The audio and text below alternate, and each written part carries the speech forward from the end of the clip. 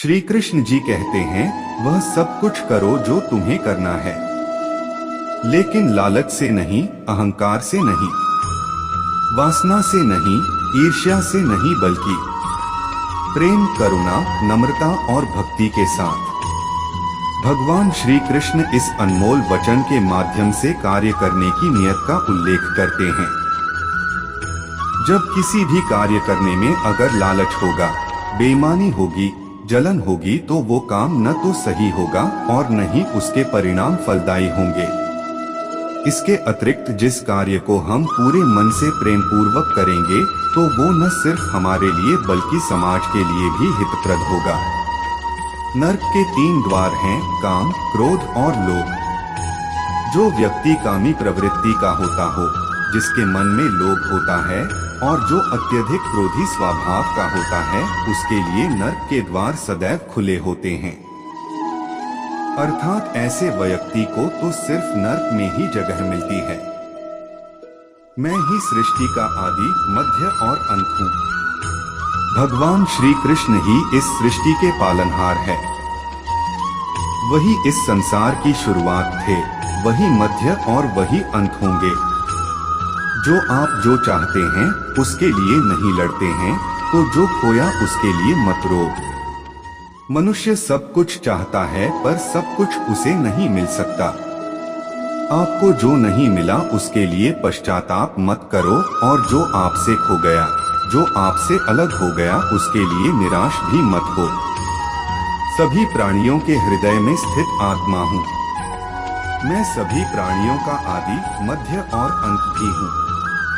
हर व्यक्ति श्री कृष्ण से जुड़ा है और श्री कृष्ण हर व्यक्ति से जुड़े हैं। वही हमारे आदि, मध्य और अंत है।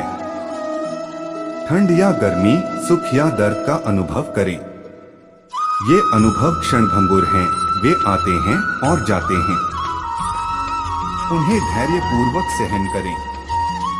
समय एक सा नहीं रहता। आज दुख है तो कल सुख भी आएंगे, और सुख के बाद दुख भी आना स्वाभाविक है। आपको पूरे धैर्य और श्री कृष्ण पर विश्वास के साथ अपना जीवन निर्वाह करना चाहिए। सत्य कभी नष्ट नहीं हो सकता। अच्छा करने से नहीं डरना चाहिए। लोग अक्सर सच कहने से बचते हैं या डरते हैं, पर सत्य कभी छुप नहीं सकता और न ही कभी मिट सकता है।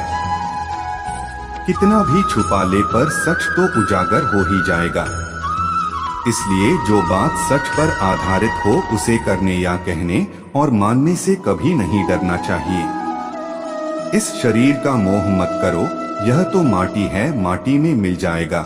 अमर तो आत्मा है, जो परमात्मा में मिल जाएगी। लोग अपने शरीर को सुंदर बनाने में लगे रहते हैं, पर आत्मा की सुंदरता शरीर की सुंदरता से कहीं ज्यादा महत्वपूर्ण है।